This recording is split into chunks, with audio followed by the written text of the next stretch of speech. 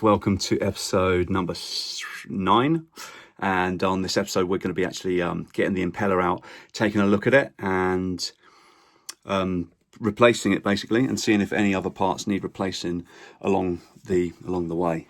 Now, as you saw in the previous episode, I put it in the tank and it was pumping just about. I discovered from, I think it was Danga Stew, you know, Danga Marine, those amazing videos that Stu puts out. One of his older videos, actually it was probably within the last 2 years, but he's actually mentioned that some of these impellers and fuel water pumps are not actually self-priming. So they, even though you've got the little, these bits, the grills, even though you might have the grills underwater, the water pump actually needs to be primed itself to be able to start the suction vacuum from this grill area. So the water pump is obviously just around this area here. Is it? No, it's potentially up here actually. It's up here. Yeah, because you lower this unit here and it'll be just sat on top of this part here. So you can obviously see that needs to be, all of this needs to be underwater really for you to actually see a very nice stream, you know, to actually do a proper test of your impeller. So as you saw, it's just about dripping out of mine, even with water up to about here. I didn't have, my tank wasn't big enough to actually do the proper test. So thought, why not? Let's just get it out and clean a few other parts up on the way. So yeah, welcome to this episode. I shall hopefully, hopefully the camera shots will be a bit more steady today because we're inside rather than outside. And yeah, hope you enjoy. So we're going to start by taking these 10mm nuts off. There's 4 of them. So there's 2 this side, 2 the other side. And actually, before we do that, we have to put it in reverse and unscrew the shifter rod. So yeah, if you put it in reverse, sorry, just to explain that should pop out a bit more. So it should give you a bit more of a grip on that nut there. So yeah, you need to detach that first basically before you start doing these nuts. So yeah, let's get that bit done. Right, so that's neutral, right? The position it was in, that's reverse. So that's how you can see that I've just managed to break that nut loose. Just keep spinning that off. I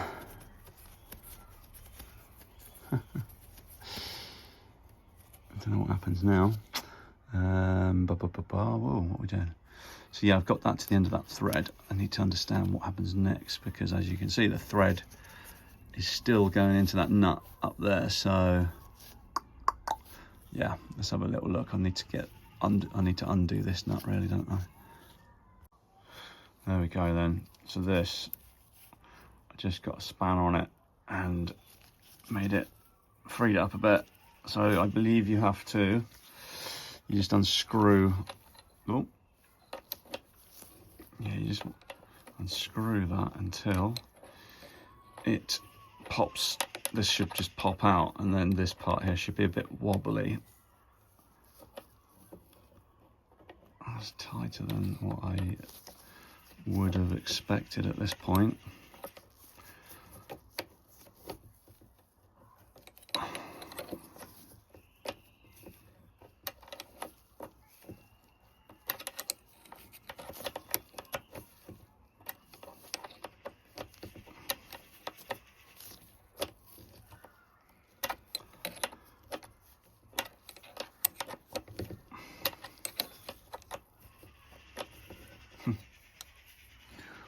Wow, okay.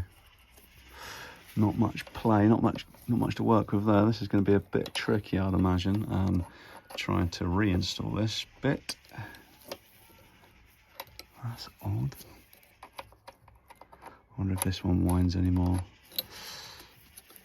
No, that rod. Oh, sorry, you couldn't see that. So I wondered if that rod turns, but it doesn't. It's just this nut obviously tightens against that to stop it from coming loose. What am I doing the wrong way now? Okay. We're getting somewhere.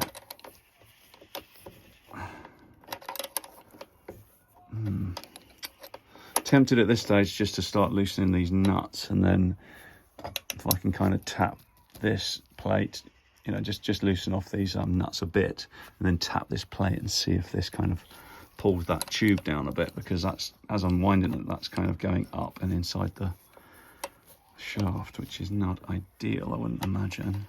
But we'll keep going.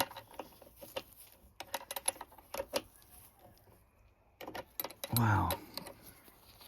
Because surely as I'm winding that, it's got to be going somewhere.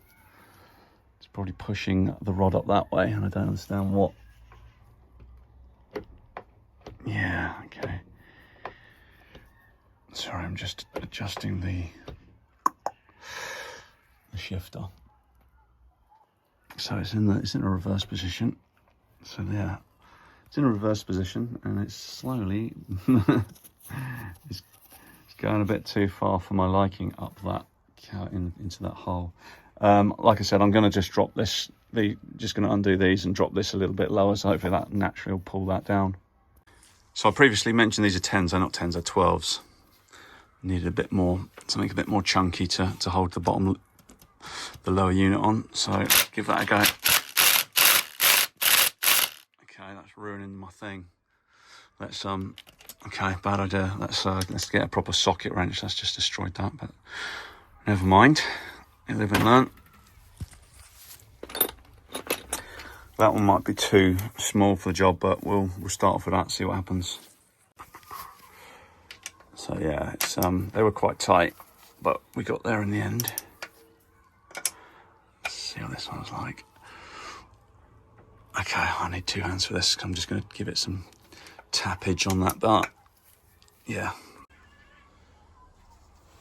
Right, I hope you can see this. You're just going to see my head, aren't you? I don't think it's too important.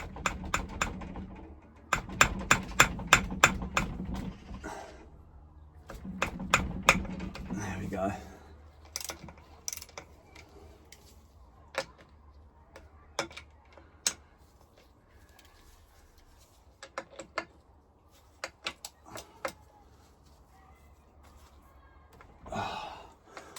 I actually had something to grip on that side, it was a lot easier.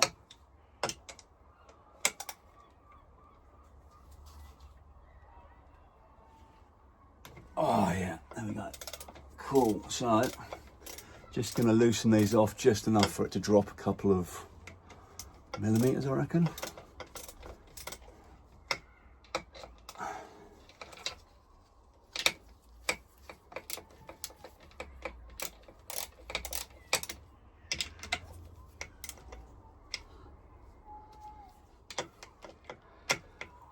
I'm just gonna straighten it up. Oh my God, stiff. Not a lot. They don't make these like these engines, but they are just like the Hondas, pretty much over-engineered, solid pieces of kit really. Once you get them running nicely.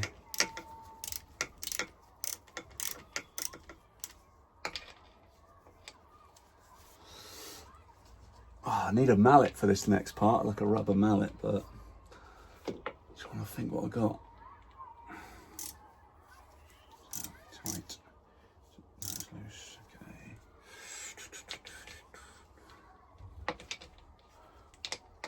All right. I'm not gonna lie. This is difficult doing it blind.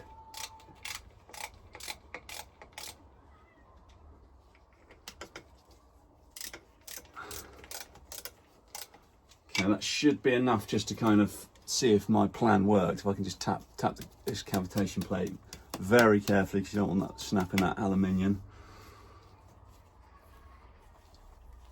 Aluminum, okay.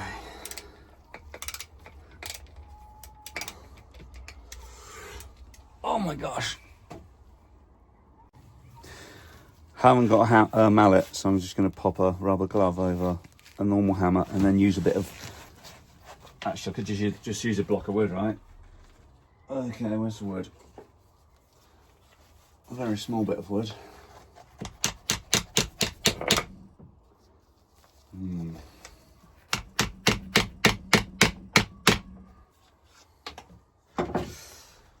Okay, that wasn't really doing a lot, and I just feel that I need to get back on that nut.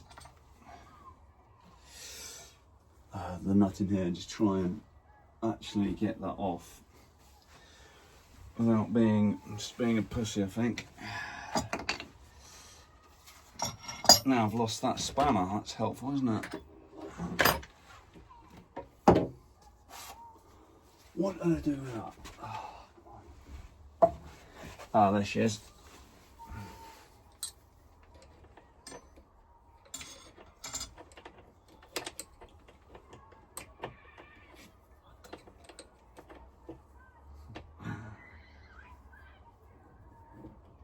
It's really getting tight, I don't want to break it.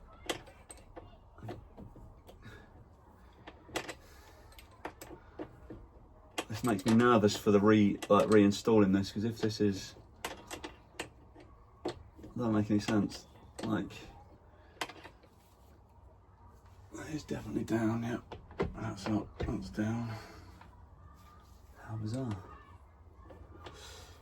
Yeah, like I said, as I'm turning it, the nut and the whole kind of pipe that's coming down is just, as I'm turning it, it's shooting up into the hole. So when I realign it later on, once all the impeller's done, I'm going to have a lot protruding at this end, at the lower unit end. So I'm going to kind of obviously push it up, get your screws in, but at the same time push it up, and probably have to line up this first out of everything. But that's going to be trying to line it up with a pipe that, well, with a female pipe that is sorry, I can't, I'm waffling. I'm just not liking this. I don't think it should have come out by now, surely. Don't like that popping sound either. It's getting a bit looser now. Jesus, that's a lot of screw. That is a lot of screw. It's not going any more that way. What a very strange design.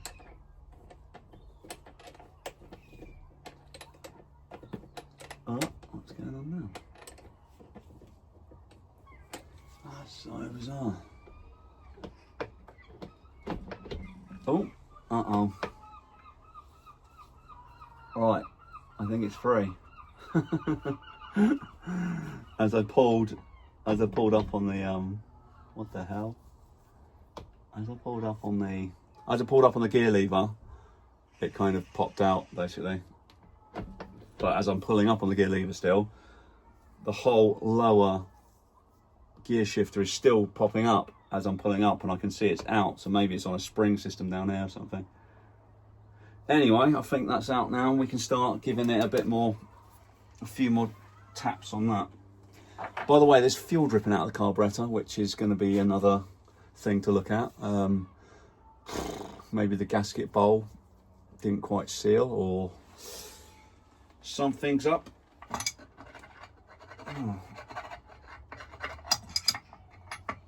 What we're doing? Oh yeah, we're tapping this, aren't we? Where's the wood?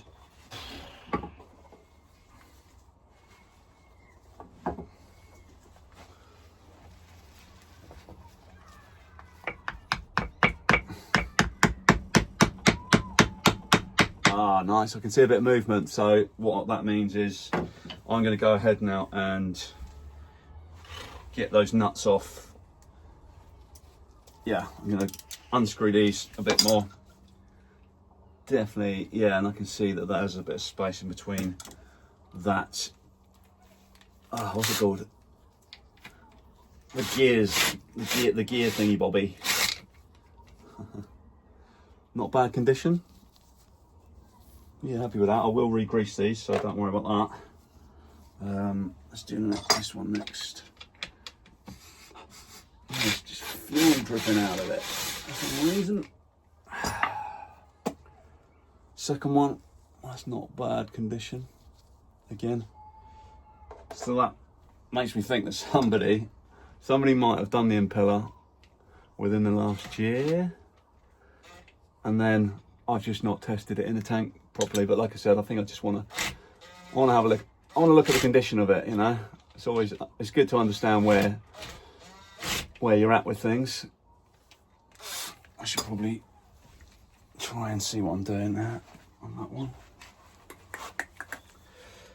Okay, we can't get onto that one as well because there's a big old someone's put a cavitation plate in the way, so I can't even use my little flexi on that.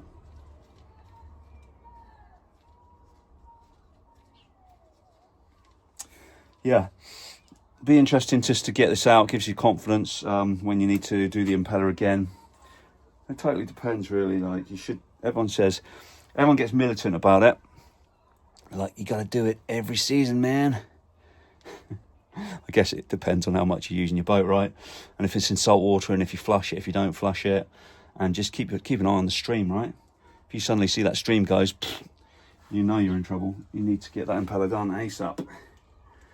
But if it just kind of gets a bit weaker over time, you know, you can get away with a few seasons maybe. But I think the number one thing that everyone's going to say is, if bits of that impeller start perishing and like a chunk flakes off straight up into your engine, into your cooling, all the tiny little cooling channels, if it gets stuck, then you're not going to have any cooling for your engine because the water will just get blocked and you won't get any peeing and all the other crap will build up behind that. It'll be literally like a little mini dam. So that's the other argument, which makes complete sense. But yeah, as a rule of thumb, probably once every 2 years isn't going to hurt you. Like I say, I am no expert, but I mean, if you're retired, then do one every season. Do two. Why not? But if you're a busy person, then just crack on. Just do it when you can. Oh yeah, I can actually see grease on this one. Right, obviously the last screw.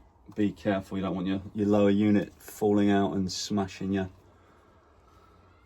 old chap. As you can see as well, the fin on this, that's gonna be another video. How we're gonna do that? Got a few ideas. Some of them are gonna include melting aluminium. So that's gonna be fun. Okay, right, so there's nothing holding this now. So I'll get the old hammer out again. Oh, this is where you need another person to catch it if it comes out. Just gonna put my hand like underneath it and just monitor it as a tap. Whole workbench shook then. I can see the gap is, ow, finger. Oh, that's better. That block there we go. I could tap from the other side just to equal it out a bit.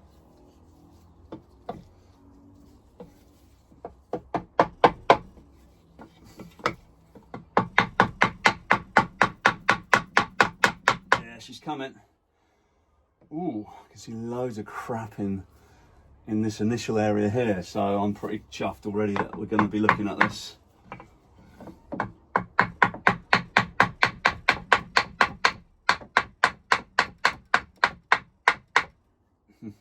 Oh man, that's disgusting. Bits of sand and mud. Jesus Lord. Oh, you can even hear that. You hear that? Crunchy.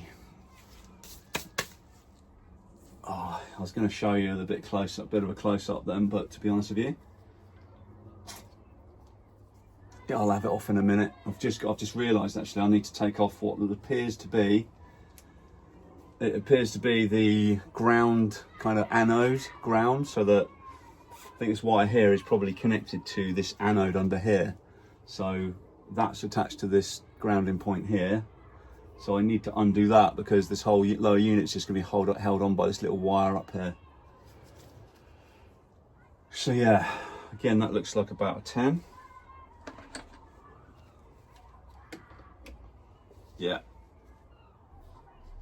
So we got, oh, let's just grab the, whoa, it's gone for 10 minutes. Gonna have to do some editing on this one. As I was saying, these parts, I'm gonna have to undo this, but can you see this ground here is obviously connected to, you know, something that comes through the engine.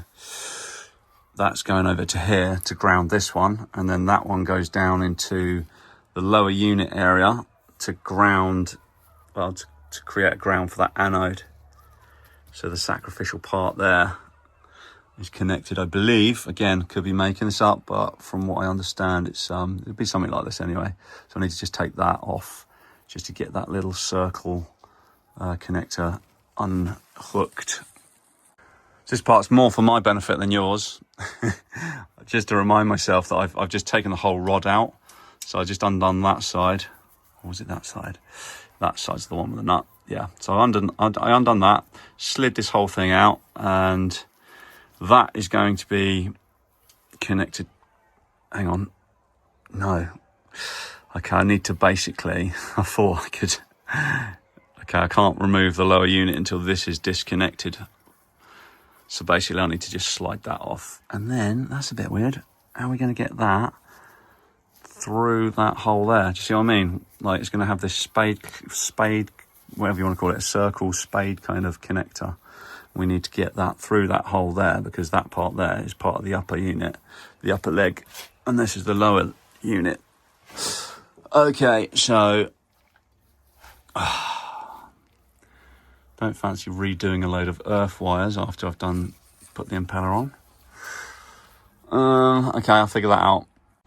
All right, here we go then, guys. As I'm tapping this off, as I make more space up here, I'm going to then jump around to looking at these earth wires, because they somehow I've got to, I think it'll be connected. It'll be apparent once I give myself about that much space, which will allow some of this wire to go inside. It'll follow the leg down, and then I'll be able to see, I'll probably access like a screw again, probably a 10mm, that's sat on with like a spade circle thingy bobby. Okay. Oh, look at that. Looks like it's probably, oof. Should we put that in neutral? Doesn't really make much odds. Oh my god. Okay, so spline is obviously stuck in the top end of the engine. What's it called? Anyway, I've just got to give it a wiggle and a bit more of a tap, I think.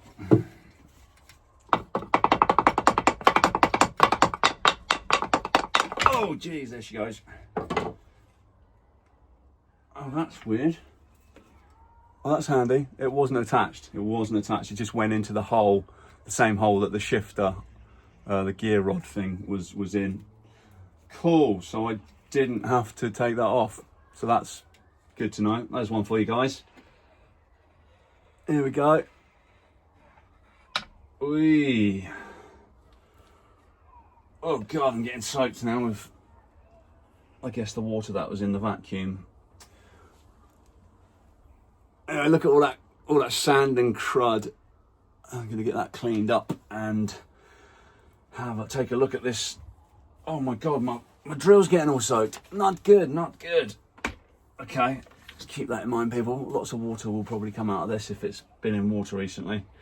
Right, that's cool. So now I've got this bad boy. I'm gonna get it on my workbench, and we shall start undoing those nuts and access this impeller as soon as we can, so we can get one ordered, so we make sure we know which one to go for. And at the same time, I'm going to probably spray this up, do the gear oil, and yeah, I'll take the propeller off, put a new what's it called in there, split pin. Cool. Okay.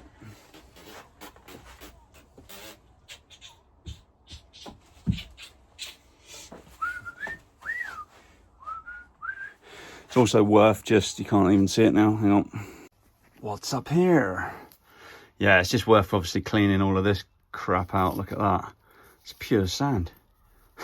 I guess, yeah, all sorts get sucked up the old fuel, the water pump. And luckily it's Yeah, luckily it's not going any further into the engine. It's just like in the leg, it'll be up and around these areas, I guess. Yeah, so get all that cleaned up before you reinstall. Oh, I should get a little torch and see if we can see what's going on up there. There we go. We just bung the old torch on. So that's the, what's it called? That's where the fuel, I keep calling it fuel. That's where the water shoots up. And that one there is where the what's it called? The rod with the splines, what's that called? Crankshaft, maybe?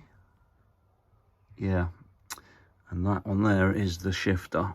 And there you can see that's the ground for the anode, I think. No, maybe. It's just a ground, isn't it? But yeah, I'm pretty sure once all of this is bolted on, the anode is obviously connected, you know, through the conductivity of metal or whatever. Actually, aluminium doesn't conduct, does it? No. Okay. Anyway, just chatting, chatting crap at this point. Right, anyway, let's I've got this on the workbench. Let's get into this. I'm going to put a clamp on this to hold it kind of upright so I can actually access these a bit better, and hopefully I'll be able to video it. Right, boys, I thought I'd just come outside because it's getting a bit stuffy in there and it's quite dark. So, and also I gave it a quick clean with a WD-40. Just got it all around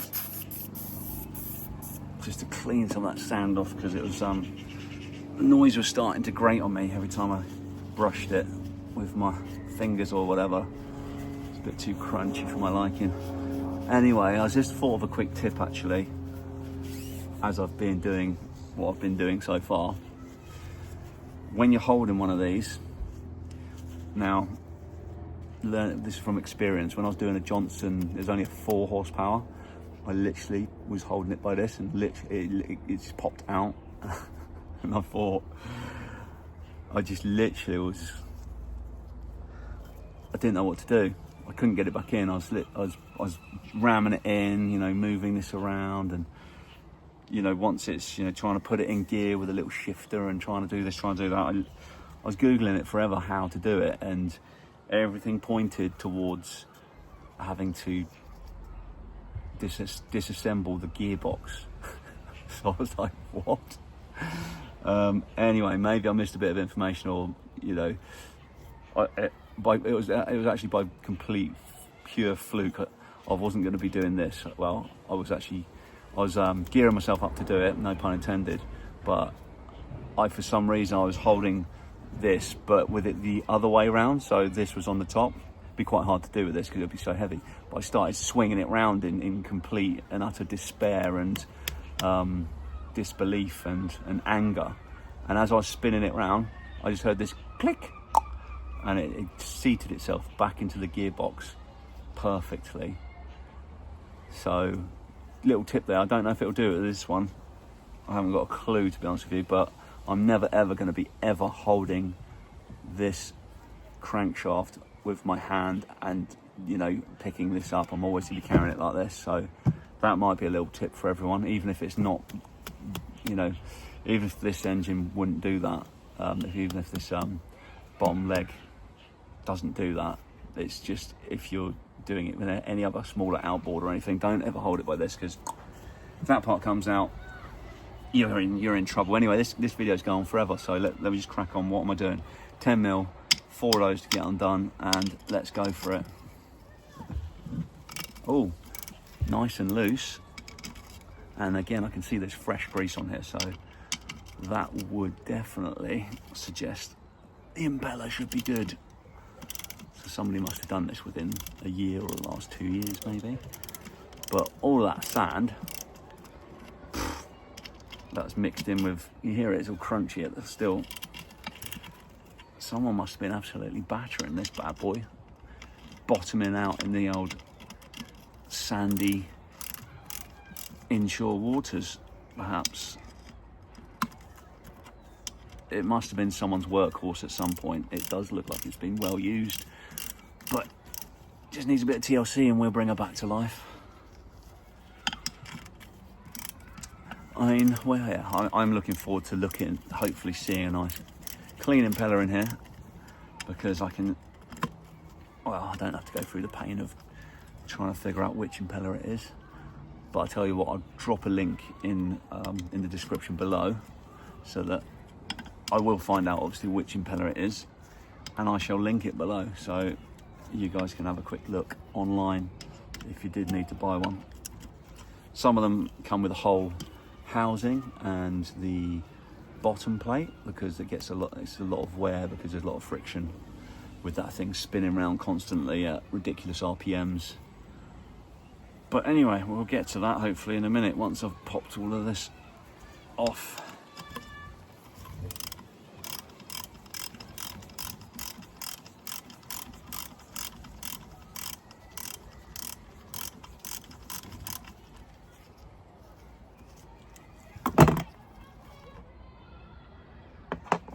Yeah, again, those screws look brilliant. Good engineering, absolute solid design, these.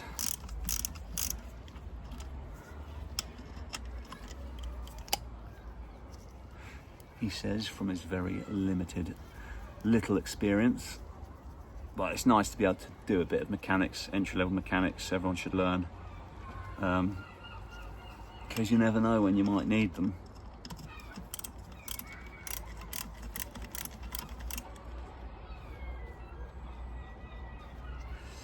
Don't lose these little top plates when this comes off. Again, this looks like a good Yamaha one. Some of the kits, they come with little washers rather than these like wishbone kind of bone kind of plates. Again, making up the terminology as I go along.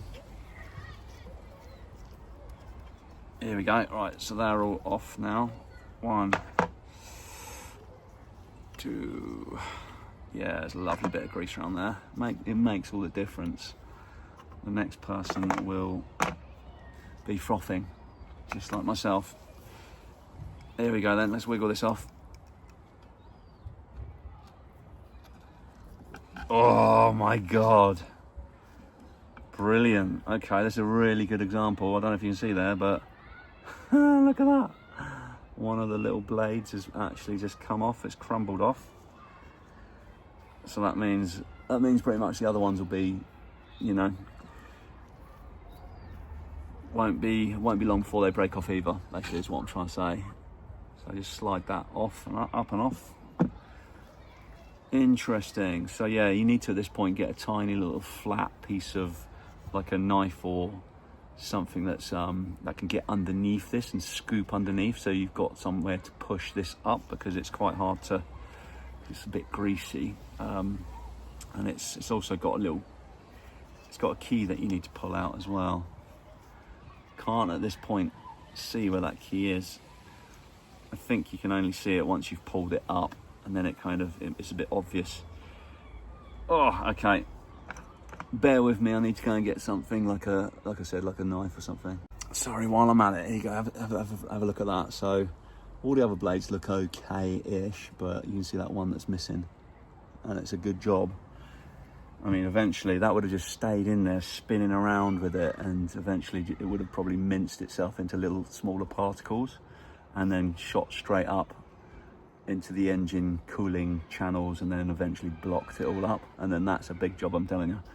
So I'm glad I've done this. Almost wasn't going to bother, to be honest with you, but it's a fun video, right? Everyone loves doing a cheeky little impeller replacement now and again. Right guys, back indoors. So just wanted to show you, I've just got a little, if you know you're sacrificing the impeller, you don't really want it, it's not staying, you're getting a brand new one, whatever. Just use this to just prise it up. Just get it up, pry it up a bit, and then it should become pretty much, I can do that with my hands now. He says, there we go. Yeah. So, oh, I just felt the pin go then. So that was seated. I don't know if you can see that. You see, can you see it? There's a pin on there, you don't want to lose that. But usually, there you go, you can just about see it. There you go, that's perfect. See that pin? on the shaft just there. You should get another one of those, I think, with impeller kits and stuff, but I'm not going to lose this one just in case you need to keep that. So just be aware of that. And yeah, I'll show you how to put it all back together basically once you've got your new impeller. So old impeller off, look at the state. That's handy, isn't it? It will work like that, obviously, just about, but it's not ideal, is it? Like I said, it's more about catching that blade. You don't want it to perish and get sucked into the system and make a blockage in the top end of the engine. That would be an absolute nightmare to fix.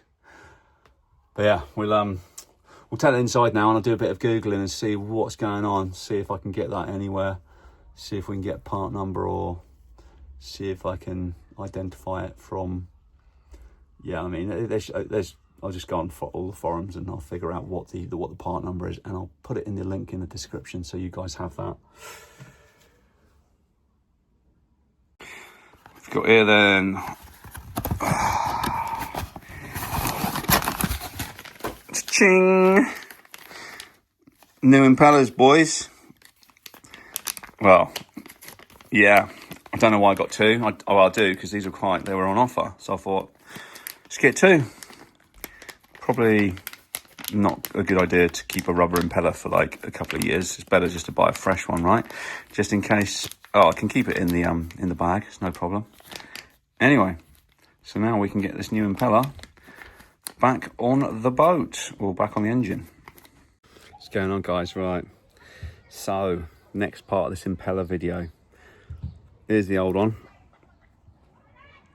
Missing a blade. All the rest of the blades are really good condition, so must have just been a weak point, must have been a cheap impeller, whatever. Anyway, ordered the new part, so I'm gonna just, apologies, you can't see my eyes or whatever, but that is a bright sunshine today.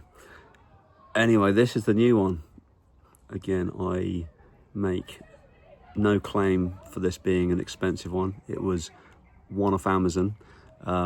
See, it's pretty difficult to get your hands on a Yamaha one, on an official one, but I thought I'd give it a go. You know, it was that cheap. There was some sort of promotion on it. It was like $4.99 or something, and then I clicked on it. I looked at the total. It came to like £2 something. So I was like, might as well get two. So I actually bought two of these. So what this could be is a bit of a tester. I could review this. I could just see how it goes this season. Pretty sure it'll last a season. You're meant to replace them every season, as discussed before, but I mean, it's rubber at the end of the day, right?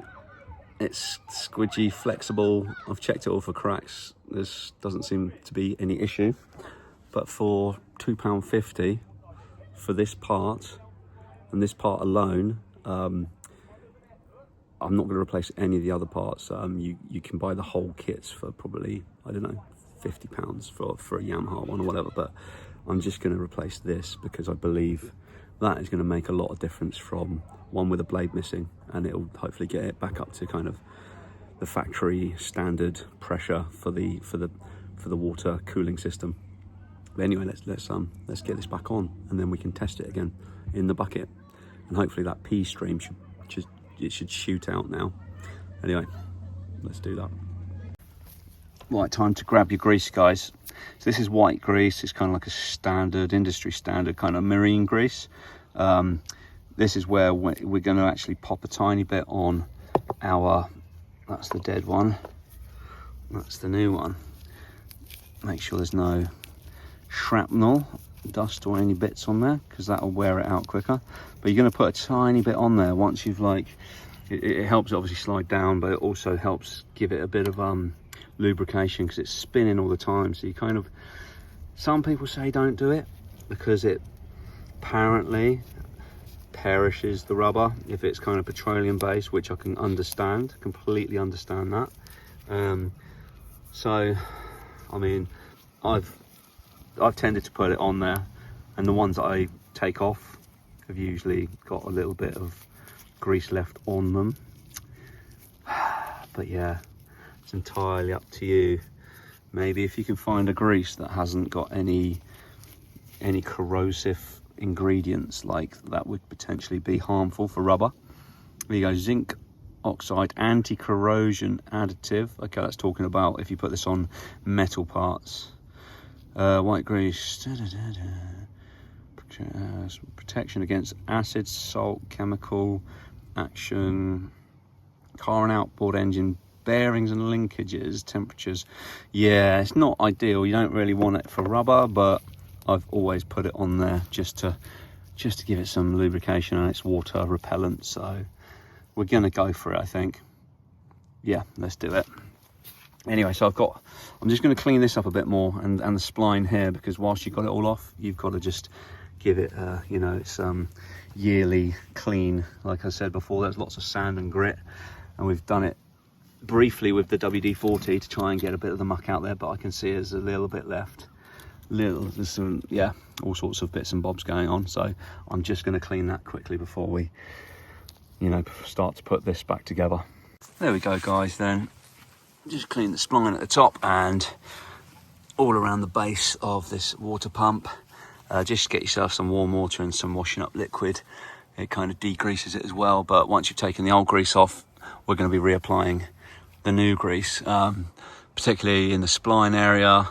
Probably coat the prop shaft just to give it a bit of protection from corrosion, and as mentioned before, we're going to be putting a little bit on the new impeller. Yeah, just gonna get it greased up now. While we're at it, I just thought it'd be interesting to show you this. We were talking about this impeller being not being a self-priming impeller. It needs to be.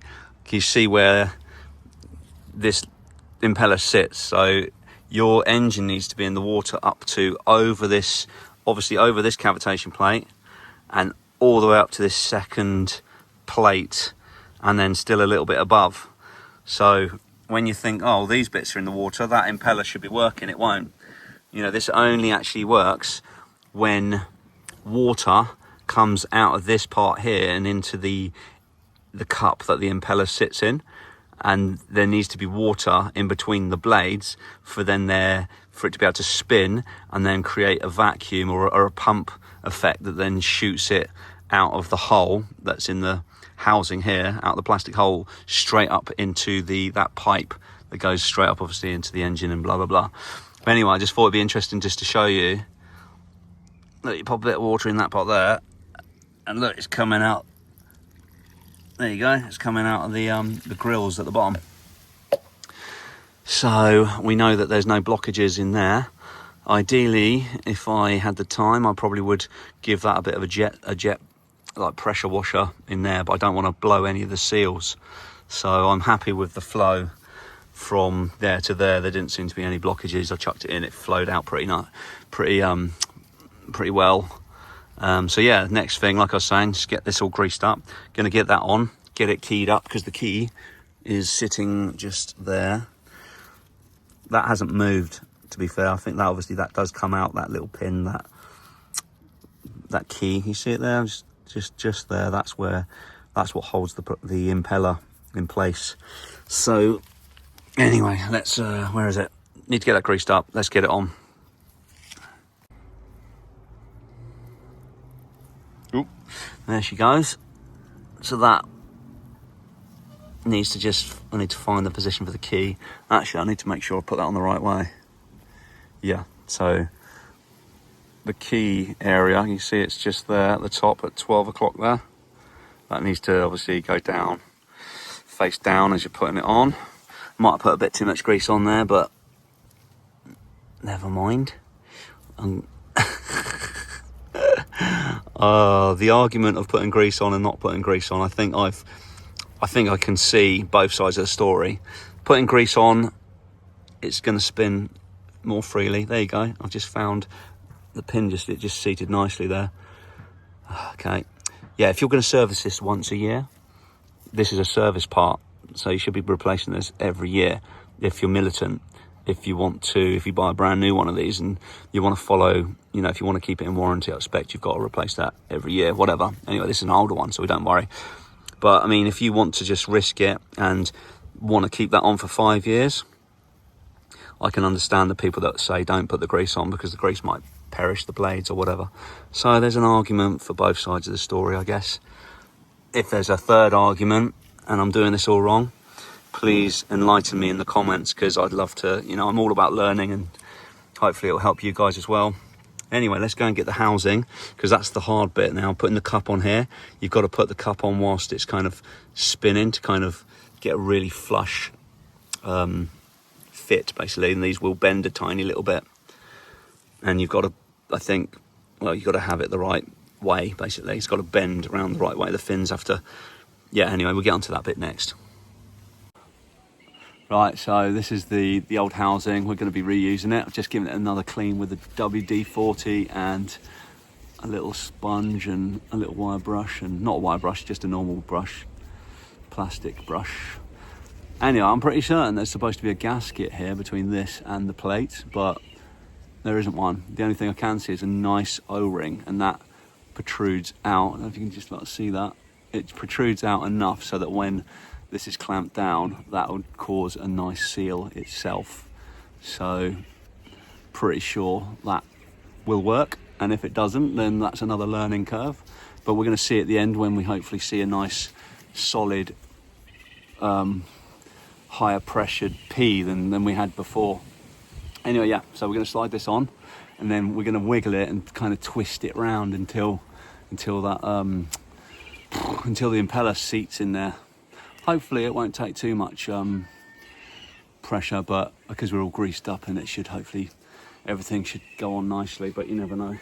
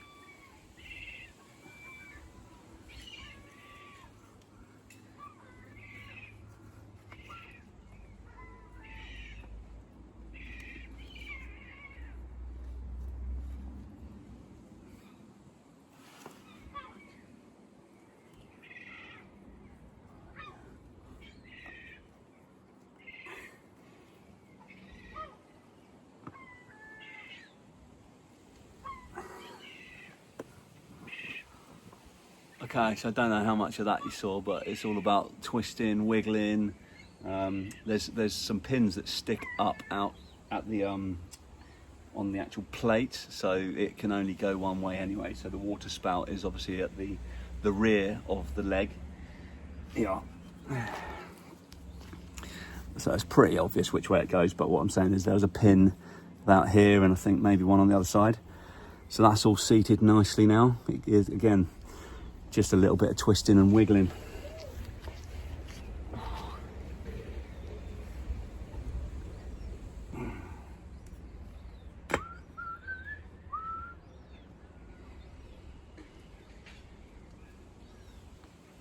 So you can tell basically from the old impeller, the only way that this goes is that the key side down.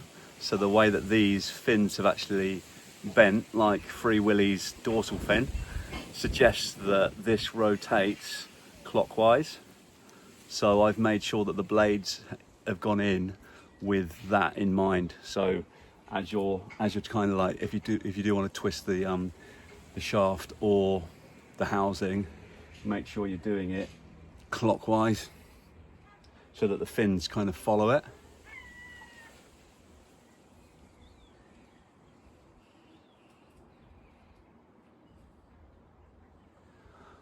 Now you got me questioning, have I done it correctly actually?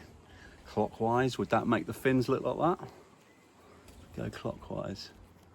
or would they be going like that because it's going the opposite direction? Either way, the majority of the engine spends its life in probably neutral or forward, probably in forward. And even if you put it in reverse, this will then spin the other way, right? So, you know, it doesn't really matter, I wouldn't have thought. But I'll double check that. Yeah, I'll double check that at the end, right? But now it's just a case of getting the 4 bolts in. Obviously screw them in gently to start with, and then when you're tightening them up, just do opposite corners. Just standard with everything that's got 4 bolts that go in. Just, you know, just do the opposite sides. Just give them a tweak, and then the other sides, and then, you know, do them up. Don't just do one up really tightly. Just do them up. A little bit of this one, a little bit of that one, etc. I'm sure you all know that anyway.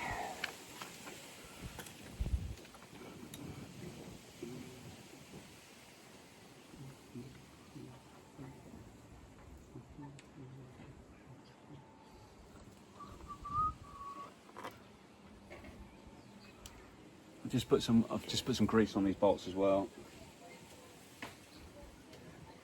so that the next owner or myself in a year's time will be enjoying this job instead of painting it.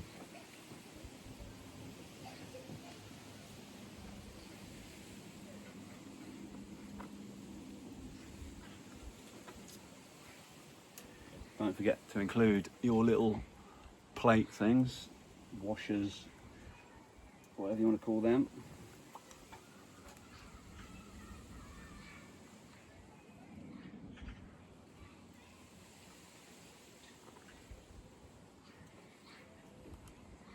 Yeah. Okay. Right.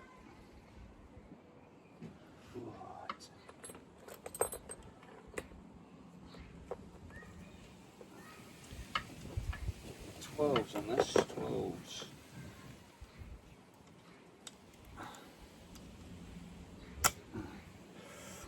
Let's get that a bit closer to the camera.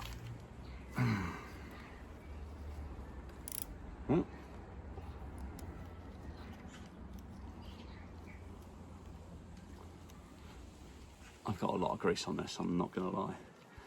I just do them with your fingers to start with, get it going.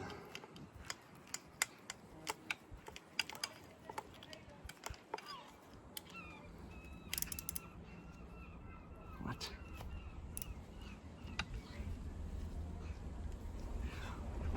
I've got so much grease on my fingers, I need to just wipe my fingers, guys. This is ridiculous. Oy.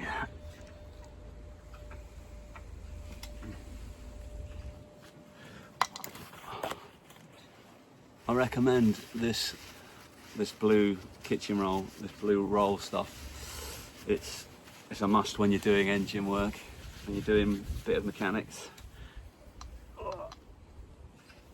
It's all over my. I mean, it's not the worst thing in the world if you've over greased it, really. Some say you're gonna get like sand particles and more salt sticking to the grease, but I'd rather it stick to the grease than the actual metal components. But yeah, if you service this once a year, even once every 2 seasons, you'll be absolutely fine. It's just if you leave this for like 5 years, 10 years, all of this stuff will be corroded solid. Or you might get lucky. Just depends if you flush your engine out after use.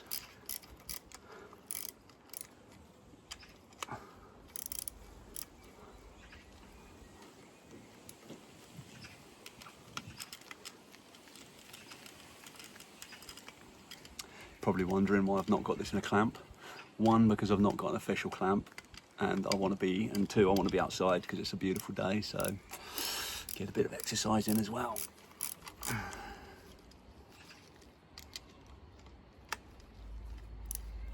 Yeah, looking forward to seeing how it pees after this, because like you saw, the old impeller was absolutely smashed. Well, it wasn't. It just lost 1 blade, so you know, what is the difference between one blade missing and a new impeller? we're about to find out, I guess. That's the whole purpose. Exciting. Yeah, at the end of this video, I'll just run it in a tank and we'll have a good look at it. So yeah, if you've got this far in the video, and you're probably aware a lot of my videos aren't heavily edited. I just like trying to do it all on one take. Sometimes it feels a bit longer than others, and I might just use the time lapse on this sort of stuff a bit more.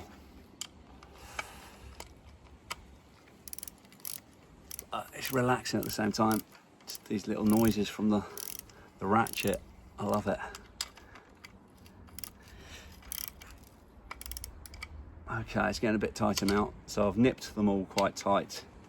Now I need to really go around each corner and make sure they're at a level that is acceptable for a running motor, because there's obviously lots of vibrations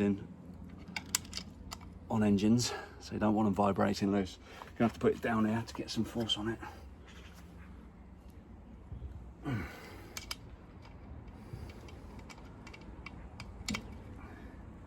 So yeah, 10 mil, no sorry, 12 mil. Don't know what that is in the American imperial measurements.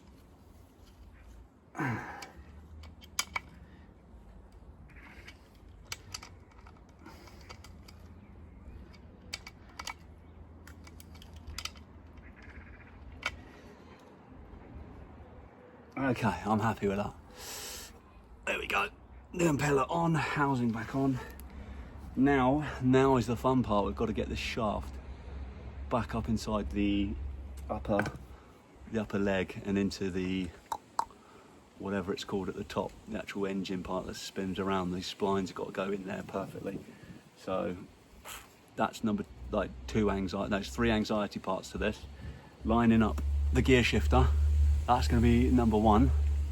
Number 2, well, number 1 and 2, actually, I think you're going to have to start with getting this up and in place whilst it's lined up with that and the pipe for the water spout. So 3 crazy things to line up right now.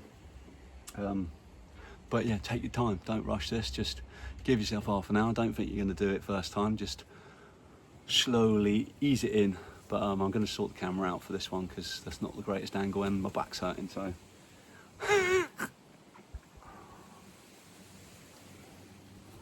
Whoa.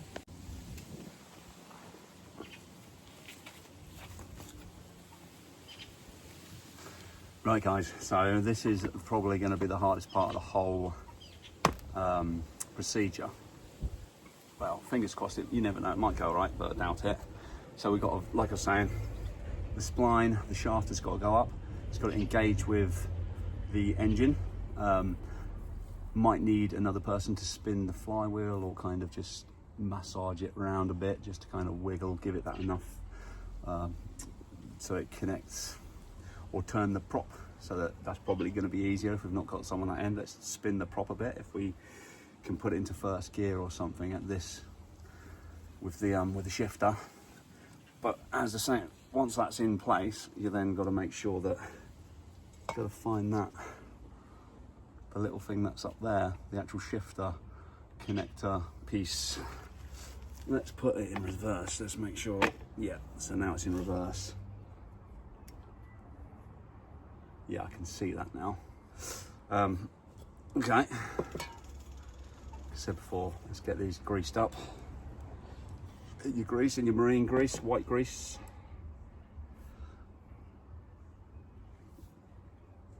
I don't know how much, well, yeah, until we're at the position where we get the shaft in, I don't know how difficult it's going to be getting the tube, the water spout and the shifter in position. So it's just going up now, I'm just wiggling it. Wiggling, pushing at the same time. I'm gonna just, oh, it's not in gear. Oh, so first gear is this linkage, this rod will be up. Actually, shall we do it in reverse? Let's push it down. Okay, if you push it down, it's on a spring, so it pops straight back out. So that ain't gonna work, is it? So let's see if I can, oh, I just popped it in first. There we go. So what that means is I can now twist. I can twist the shaft, so we should hopefully have a bit more. Oh, there you go, straight away, perfect. So at this point, what I'm doing is I'm getting the top part of the shifter in position, so that I can hopefully do it with my fingers and just, oh, the engine's gonna turn, that's no good. I'm assuming the water pump has positioned itself on the spout, because I don't know how else I'm gonna check if that's gone into position, because there's no, you can't get the visibility on that. So fingers crossed. I mean, it was like a spear looking shape thing, so hopefully there's only one position that this housing can be in, and there's obviously, it's static, so as long as your housing's in the right position, hopefully that's gonna seat itself, hopefully. Anyway, let's try and get this shifter on. So I'm just spinning the top one round. Obviously you line it up with your gear, the end of the gear shifter, that's on your lower unit. You line that up. That's the part that's actually got the, you know, the thread. So I'm just now screwing on. I don't know what's going to happen now though. Okay, so I've put it in first gear, but that shifter at the top is now in reverse, so I don't know what's going to happen there. That's probably not good.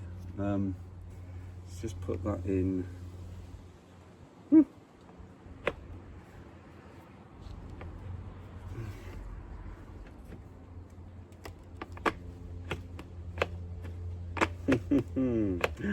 Okay, I'm going to put it in reverse and continue to wind this on, because everything at this point is going smoothly.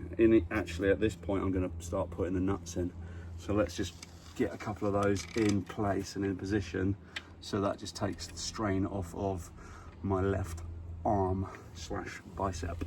Uh-oh, not good if the engine's trying to like spin on itself. Yeah, one fiddly job this. Okay, I need the help from my, oh, there we go. Nice one. Socket stuck on. So yeah, don't do them up. Don't do them fully tight, just get them in place so that it's enough to take the weight off. And then I need to continue to do up the shifter. I know you can't see any of this, what I'm doing, but trust me, it'll, yeah, even when I go onto that side, you're probably just going to see the back of my head. I mean, all I'm doing is twisting these bolts on. Let's do one that side, so it's a bit more interesting for you guys. I mean, I might just skip this part of the video, because all I'm doing is doing a bolt up. There's more about, there's millions of ways of doing this, obviously, but this is the way I feel is most comfortable at this moment of time. Don't forget your grease.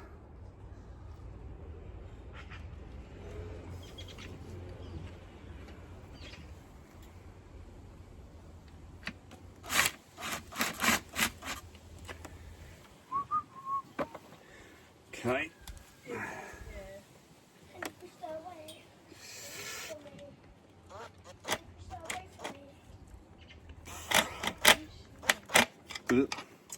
Yeah, I need to get I remember this from when I took it off. I need to get my ratchet.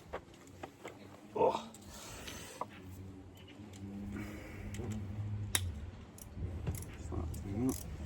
Tight. Yeah.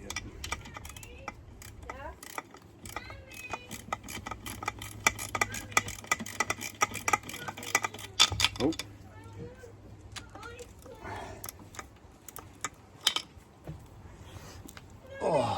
these.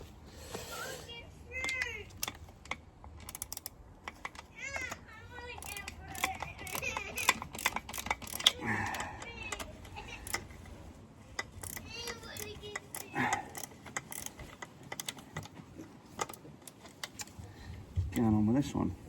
Is that tight? Some tights in.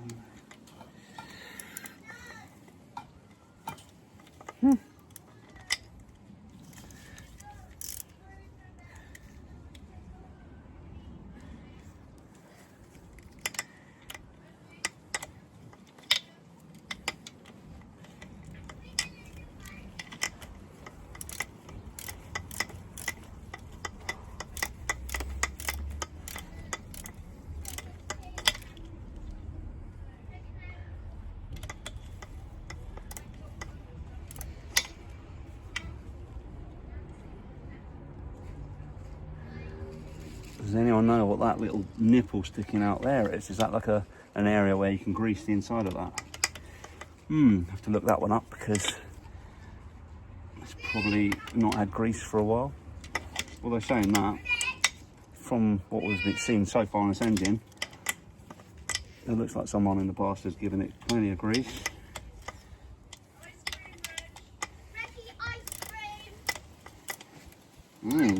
Ice cream sounds good.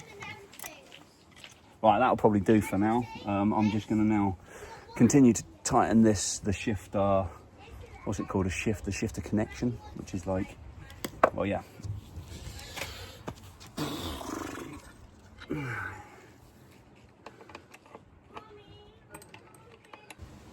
Guys, yeah, I just spun you around because I wanted you to kind of have a little bit more of a look at what I'm doing this side. So slowly doing these up. He says, so he goes around the other side and does the other ones round. Does the other ones up, sorry. But make sure your pin's lined up. There's a little pin here. And there's one at the back, so that'll just help you, yeah, I guess help you line it up. You know, it only can go in one way. So if it's not going in, it's because that needs a little bit of a jiggle. Seem to be all right at this stage. Mate. Yeah, there we go. It's closing up nicely now. Cool, all right. So yeah, it's got a nice seam. Let's do that one a bit more.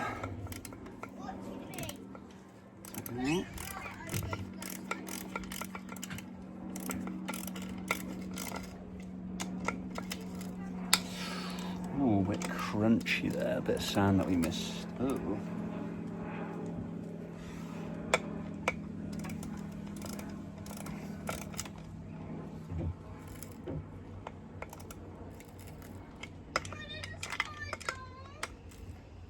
Reggie? Thanks, mate.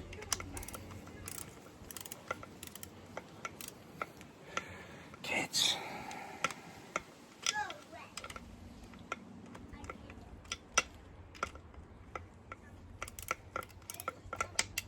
So yeah, this takes a little bit longer than what I'd imagined. So that's taken me about 10 minutes to get lower unit on and all these screws done up and the shifter actually tightened. Still need to finish off that tightening job because I put that on there only up to a certain kind of, done about maybe 5 rotations on it, and now there's another nut, the actual nut that keeps it tight. So I'm just spinning that with my finger until I can feel it bite, and then we'll get I think it's a 10mm, the 10mm spanner on that just to tighten her up. Just in there, as you saw in the earlier part of the video, it's kind of up inside this hole, but you can just about get enough on it. But yours might be different, it might be adjusted a little bit differently. Yeah, what we in? Oh, whatever, let's look at that in a bit. I just got to tighten. I'm just gonna see what we're in, see if we're in. Right, so that's forward, reverse, that's reverse, neutral, forward, reverse, neutral, forward, reverse. So Neutral spins around. Uh-oh, does it spin around? Kind of. And then forward. Neutral. Neutral, it should spin freely. It's spinning freely now. Reverse, it should like stiffen up and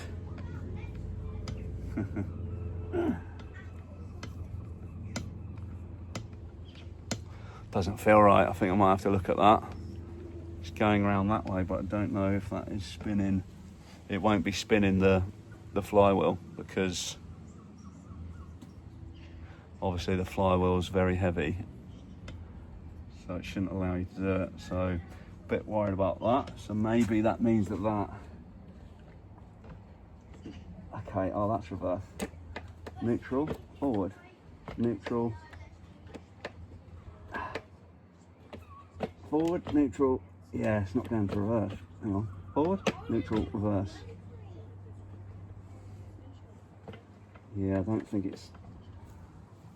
I think we need to continue tightening this because that reverse didn't feel right. It felt like it was still in neutral when I put it in reverse. So continue to tighten this basically.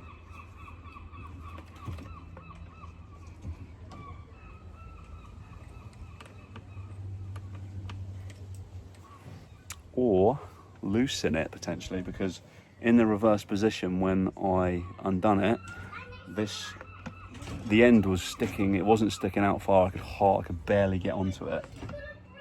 So what I think is I need to loosen this basically, and that'll help. Well, trial and error, right? I'm gonna loosen this.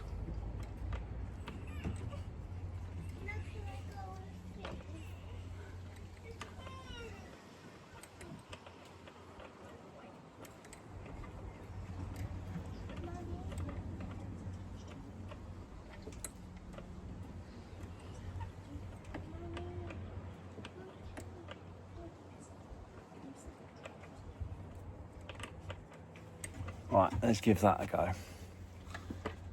Okay. So forward. Can't see any of this, can you? All I'm doing is going forward, neutral, reverse, and this hand is on the prop, spinning it. Should be able to freely spin it in neutral. It should be tight in reverse and tight in forward. So let's give that a go.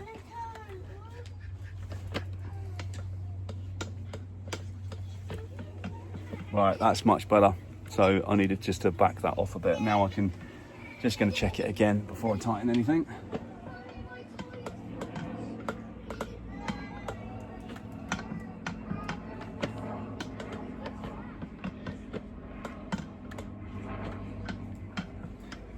That's good enough for me, and we can always come back to this and change it at a later date. Yeah, once we get in the tank, if it crunches when we put it into gear, we know it's not quite right. Fingers crossed though. We're close. Right, I'm going to end it there. Let's get this bad boy in the tank.